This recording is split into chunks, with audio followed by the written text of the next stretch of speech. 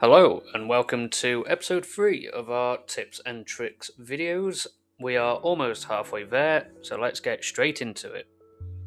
Tips number 22 to 25 involve these four up here. So we're going to start off with our transform orientations. So if we were to bring in a cube and we bring it over on the Y, it's basically transformed on the Y, the X, the Z for example for rotations.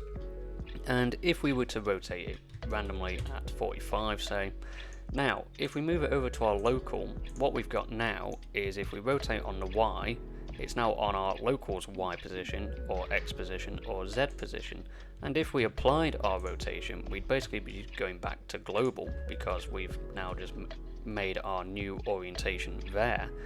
So the other thing that we can do is we can tend to really ignore these over here, because if we did have our funny orientated cube, if we press Y it is on the global, but if we press Y again it is now on the local. So all this does is it just puts the local first as opposed to the global. So yeah, we've got multiple options for these transform orientations, so basically get to know them and it can possibly speed up your workflow. Next one that we've got is our transform pivot. So we've got our bounding box center, which typically is where our origin is. So as you can see, we can rotate on here, but if we were to apply our location and now rotate, we now rotate on our origin like so. The other thing we can do is rotate on the 3D cursor, so we've now got the ability to rotate on there like so.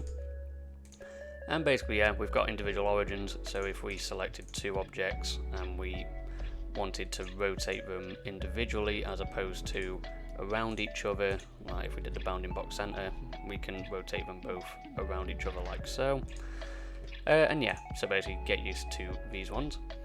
Something that I always do in my startup file is I always put my snapping to vertex. So what vertex does is it just means that if I ever want to move something, I can move it to the vertex of another object like so. When you start up Blender, it might be based on increment, so then you can have it set to 1 meter, 2 meters, 3 meters for example. I just very much prefer mine to be on the vertex because of the amount of times that I need something to specifically be where that vertex is. And we can turn on this magnet to basically have it so it's always snapping at all times, but I tend to just use control as I'm moving, so if I hold control and then if I let go and then like so. So yeah, just get used to some of these as well, and then hopefully you've got the ability to snap things exactly where you want them. And that brings us to tip number 25. Which is basically our proportional editing. So proportional editing is where we can grab one vertex or a couple of vertices and it basically gives influence to other ones as well. So if I was to bring in a UV sphere, because it's got a bit more geometry than most, and if I just grab this one face here, I will only bring in the one face. Whereas if I turn on proportional editing and now grab a face, this sphere basically says what is being influenced out of all of these, and we can make it so it's connected only, so then our sphere only moves the ones that are equally spaced sort of thing, so we get an exact mirror from all sides. Whereas if we have it projected from view for example, and we have a funny angle on our vertex here, it just means it's going to deform in one part more than another like so. So yeah, basically just get used to these. You can have constant, you can have smooth. For example, constant will hopefully move everything equally like so, like that.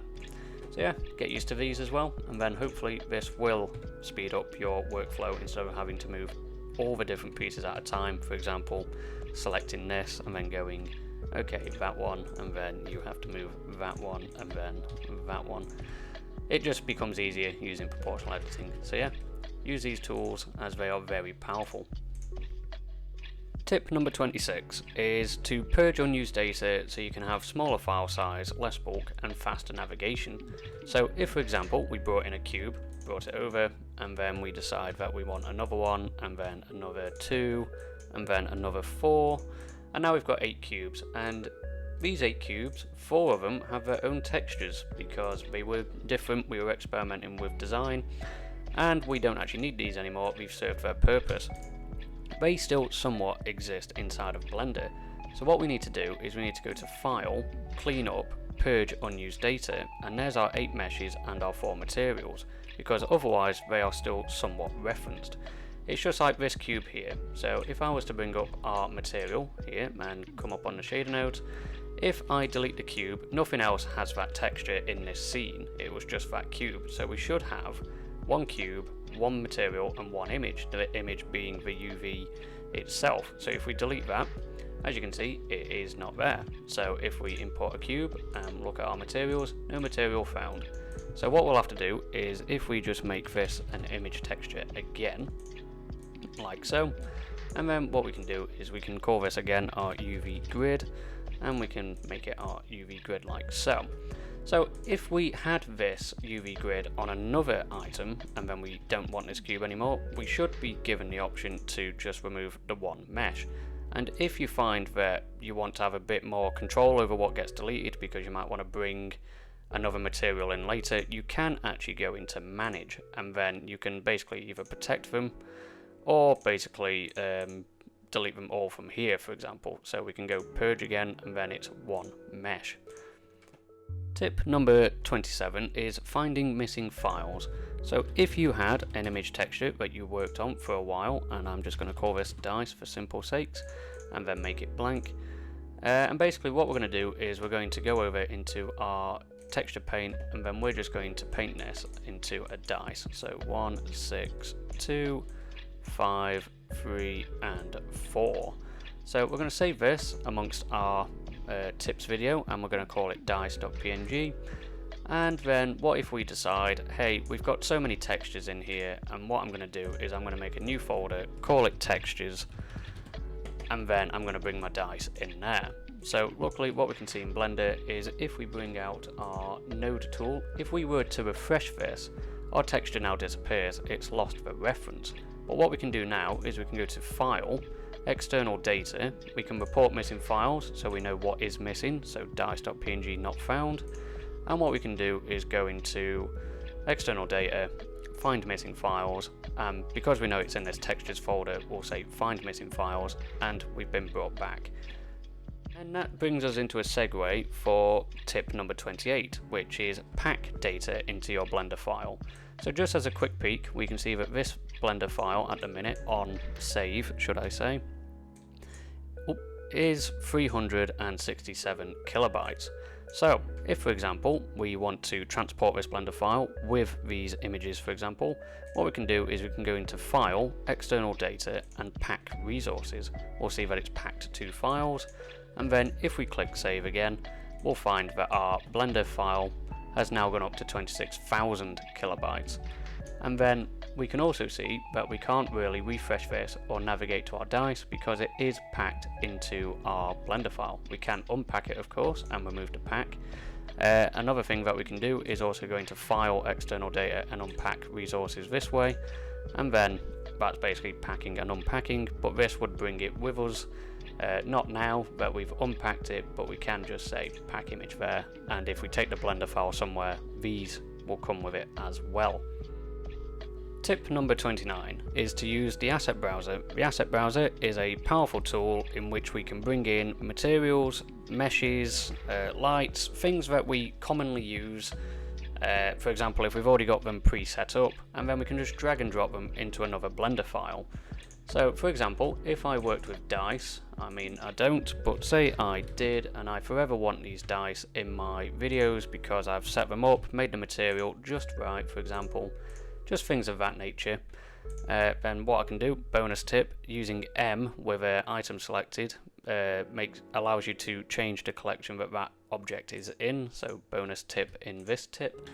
So now we've got our 3 dice in our dice collection.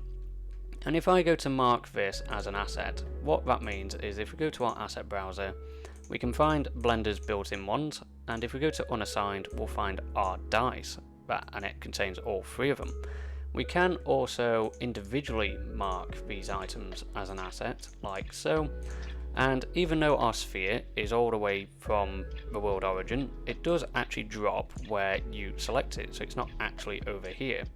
And we can also place dependent on face orientation, so as you can see, the cube is dancing around because it's going on the different faces of the icosphere. So now that we've done that, what you'll find is if we click save and then we open up a blank Blender file, we'll find that there's not actually anything in our asset browser other than Blender's built-in ones, so our unassigned has nothing actually in it. And that is because what we've got to do is we've got to go to Edit, Preferences, and then I've already made a video on link versus append versus asset browser, and with hindsight I am not sure if I actually included this in the video, but if I didn't, you've got a bonus with this one. So if we go to the plus icon here, we can add another asset library, and if we pick our tips video here, for example, we now have basically our new asset library here, and we've chosen to pack everything as our import method. So if we save preferences, save our file for example, and then we open Blender again, we should, assuming our preferences have updated, so we're going to check those first. So we've got our tips video here. So now if we go to our asset browser, there is our collection in our unassigned. Again, I go in more detail with this, so feel free to watch the video and I'll leave the link on the screen now. The next few tips coming are actually going to be relatively quick. So for example, tip number 30 is use N and T to open up the sidebar, which is N, and the toolbar, which is T. So basically that gives us the options to look at our transforms, our tools, our view for example, and if we want more space on our screen we can just press N to remove it. T is basically the same, except it's just on the other side, and we've got other different tools. So for example, we've got our move, rotate, scale, transform, like so. So yep, that is N and T. So tip number 31 is the selection tool. So if for example you sit here and you think, I only want this icosphere, but you keep grabbing the torus as well. Well, yeah, other than being able to just change your orientation and then just selecting it that way or individually selecting it, what we can do is we can actually go in and change to box select, or we can go into our circle select, and circle is quite nice because it just means you can drag around and it just highlights things like that. Or we've got lasso select, so say we wanted to grab our icosphere and Suzanne and this dice over here, but nothing else, we can theoretically select those, because what we didn't do is we didn't grab basically the origin of this torus to grab the torus. So that is tip number 31. Also, just as a quick tweak, basically just means you can grab it and instantly move it, as opposed to selecting it and then moving it after. So tip number 32 is using the annotation tool for a quick markup. So for example, if I said like I want Suzanne over here, M being the monkey, and then we've got our constraints example over here, and then we've got our location, rotation, and scale is locations there, rotations on top of that, and scale is all of these. The annotation tool is just a bonus for being able to sort of even describe, okay, I want a pond feature here, there's going to be a path that goes up there, I'm going to have some old style Tudor buildings here for example, and then there's going to be a Great Lake and then a pier here.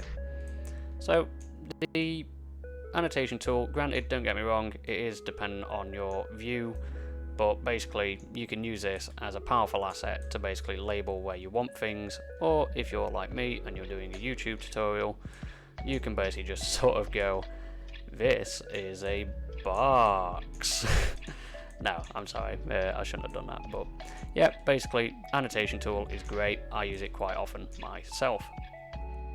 And that brings episode 3 of 5 to a close.